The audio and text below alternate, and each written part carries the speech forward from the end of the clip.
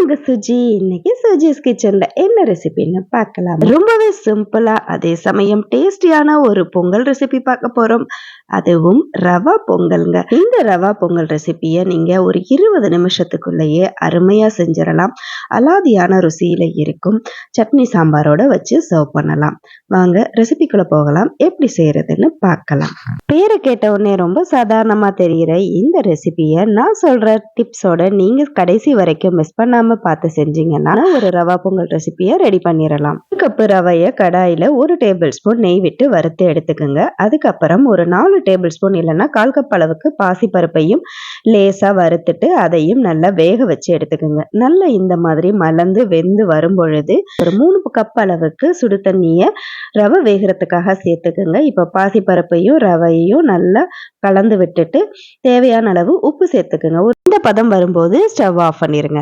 2 table spoon நெய் விட்டு மிளகு, ஜீரகம், இஞ்சி, கருவேப்பிலை, ஒரு பச்சை மிளகாய், கொஞ்சமா பெருங்காயத்தூள், அப்புறம் முந்திரி பருப்பு எல்லாம் போட்டு தாளிச்சு எடுத்தா ரொம்பவே டேஸ்டியா தலன்னு சுவையான ரவா பொங்கல் ரெடி ஆயிடுங்க. அது சுட சுட உங்களுக்கு பிடிச்ச சட்னி, சாம்பார், வடைன்னு வச்சு பரிமாறினீங்கன்னா செய்யற பொங்கல் மாதிரியே இந்த பொங்கலும் அட்டகாசமா இருக்கும். ட்ரை பண்ணி பாருங்க.